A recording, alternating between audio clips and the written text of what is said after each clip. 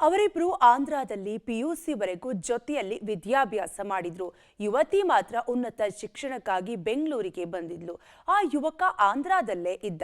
ಇಬ್ಬರ ನಡುವೆ ಸಣ್ಣದಾಗಿ ಪ್ರೀತಿ ಚಿಗುರಿತ್ತು. ಆದ್ರೆ ಆ ಪ್ರೀತಿಯಲ್ಲಿ ಆ ಒಂದು ಅನುಮಾನಕ್ಕೆ ಪ್ರೀತಿಸಿದ ಯುವಕ ಆಕೆಯನ್ನ ಸ್ನೇಹಿತನ ರೂಮ್ನಲ್ಲಿ ಕೊಲೆ ಮಾಡಿ ಎಸ್ಕೇಪ್ ಆಗಿದ್ದ. ಇದೀಗ ಪೊಲೀಸರು ಪಾಗಲ್ ಪ್ರೇಮಿ ಯುವಕನನ್ನ ಬಂಧಿಸಿ ವಿಚಾರಣೆಗೆ ಒಳಪಡಿಸಿದ್ದಾರೆ. ಪ್ರೀತಿಯಲ್ಲಿ ಅನುಮಾನ, ಪ್ರೇಯಸಿಯನ್ನೇ ಕೊಂದ, ಸ್ನೇಹಿತೆಯ ರೂಮ್ನಲ್ಲಿ ಯುವತಿ ಕೊಲೆ ಮಾಡಿ ರೂಮ್ನಲ್ಲೇ ಶವ ಬಿಟ್ಟು ಎಸ್ಕೇಪ್. ಹೌದು, ನಿನ್ನೆ ಬೆಳಿಗ್ಗೆ ಬೆಂಗಳೂರು ಹೊರವಲಯದಲ್ಲಿ ಯುವತಿಯ ಕೊಲೆಯಾಗಿತ್ತು. ಸ್ನೇಹಿತೆಯ ರೂಮ್ಗೆ ಹೋಗಿದ್ದ ಯುವತಿ ರೂಮ್ನಲ್ಲೇ ಕೊಲೆಯಾಗಿದ್ಲು. ಆಂಧ್ರ ಮೂಲದ 21 ವರ್ಷದ ದೇವಿಶ್ರೀಯನ್ನ ಪ್ರೇಮ್ ವರ್ಧನ್ ಅನ್ನೋ ಯುವಕ ಕೊಲೆ ಮಾಡಿ ಎಸ್ಕೇಪ್ ಆಗಿದ್ದ.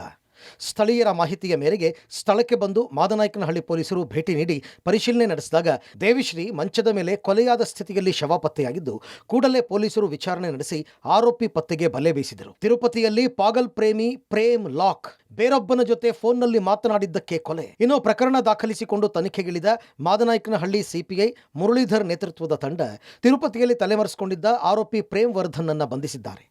ಬಂಧನದ ಬಳಿಕ ಪೊಲೀಸರು ವಿಚಾರಣೆ ನಡೆಸಿದಾಗ ಕೊಲೆಯಾದ ದೇವಿಶ್ರೀ ಹಾಗೂ ಪ್ರೇಮ್ ವರ್ಧನ್ ಇಬ್ಬರು ಪ್ರೀತಿ ಮಾಡ್ತಾ ಇದ್ದ ವಿಚಾರ ಬಾಯ್ಬಿಟ್ಟಿದ್ದಾನೆ. ದೇವಿಶ್ರೀ ಹಾಗೂ ಪ್ರೇಮ್ ವರ್ಧನ್ ಇಬ್ಬರೂ ಕೂಡ ಆಂಧ್ರ ಮೂಲದವರು. ದ್ವಿತೀಯ ಪಿಯುಸಿವರೆಗೂ ಒಟ್ಟಿಗೆ ಓದಿದವರು. BBM ಮಾಡಲು ಬೆಂಗಳೂರಿಗೆ ಬಂದಿದ್ದ ದೇವಿಶ್ರೀ ಭೇಟಿಗೆ ಪ್ರೇಮ್ ವರ್ಧನ್ ಆಗಾಗ ಬೆಂಗಳೂರಿಗೆ ಬರ್ತಿದ್ದ ಅನ್ನೋದು ತಿಳಿದು ಬಂದಿದೆ. ಇನ್ನು ಬೆಂಗಳೂರಿಗೆ ಬಂದಾಗಿನಿಂದ ದೇವಿಶ್ರೀಗೆ ಬೇರೊಂದು ಹುಡುಗನ ಜೊತೆ ಸ್ನೇಹ ಇದ್ದ ವಿಚಾರ ಗೊತ್ತಾಗಿದೆ. ಬೇರೊಬ್ಬ ಹುಡುಗನ ಜೊತೆ ಫೋನ್ನಲ್ಲಿ ಮಾತನಾಡ್ತಾ ಇದ್ದ ವಿಚಾರಕ್ಕೆ ಪ್ರೇಮ್ ದೇವಿಶ್ರೀ ಜೊತೆ ಸಾಕಷ್ಟು ಬಾರಿ ಜಗಳವಾಡಿದ್ದ. ಇದರಿಂದ ಭಾನುವಾರ ದೇವಿಶ್ರೀಯನ್ನ ಭೇಟಿ ಮಾಡಲು ಬಂದಿದ್ದ ಪ್ರೇಮ್ ವರ್ಧನ್ ಕೊಲೆ ಮಾಡಿ ಎಸ್ಕೇಪ್ ಆಗಿದ್ದ. ಒಟ್ಟಾರೆ ಶಾಲಾ ಕಾಲೇಜಿನಲ್ಲಿ ಇಬ್ಬರು ವಿದ್ಯಾಭ್ಯಾಸ ಮಾಡಿ ನಂತರ ಪ್ರೇಮಾಂಕುರವಾಗಿ ಅನುಮಾನ ಎಂಬ ಸಣ್ಣ ವಿಚಾರಕ್ಕೆ ಜೀವವನ್ನೇ ತೆಗೆದಿದ್ದಾನೆ. ಇದೀಗ ಪಾಗಲ್ ಪ್ರೇಮಿ ಜೈಲು ಪಾಲಾಗಿದ್ದಾನೆ. Prakash, public TV, Nelamangala.